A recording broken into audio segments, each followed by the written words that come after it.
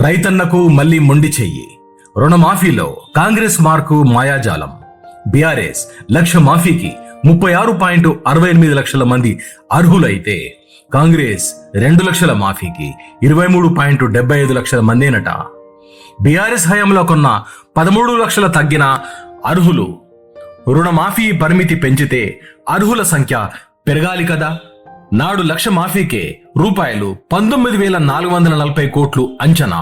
నేడు రూపాయలు 18,224 కోట్లతోనే రేవంత్ సర్కార్ సరిపుచ్చింది. రైతు రుణమాఫీలో కాంగ్రెస్ మార్కు మాయాజాలం స్పష్టంగా కనిపిస్తుంది. నిజానికి రైతు రుణమాఫీ చేసే రుణం మొత్తం పెరిగితే అర్హుల సంఖ్య పెరగాలి. కానీ కాంగ్రెస్ మార్క్ రుణమాఫీలో అర్హుల సంఖ్య భారీగా తగ్గుతున్నది.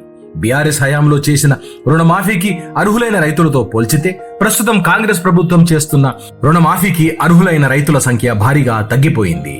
బీఆర్ఎస్ సర్కార్ 2018లో రూపాయలు 2 లక్షల వరకు రుణమాఫీకి 36.68 లక్షల మందికి రైతులను అర్హులుగా తేల్చింది.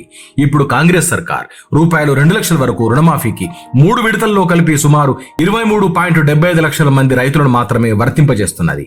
బీఆర్ఎస్ హయాం కంటే కాంగ్రెస్ ఏలుబడిలో రుణమాఫీ పొందే రైతుల సంఖ్య 12.93 లక్షలకు తగ్గింది. దీంతో రుణమాఫీ పైన సర్వత్రా అనుమానాలు వ్యక్తమవుతున్నాయి. తమకు రుణమాఫీ అవుతుందో లేదోనని రైతులు ఆవేదన వ్యక్తం చేస్తున్నారు. ఇది కాదా కాంగ్రెస్ మార్కు రాజకీయం? ఇది కాదా కాంగ్రెస్ మార్కు మాయాజాలం?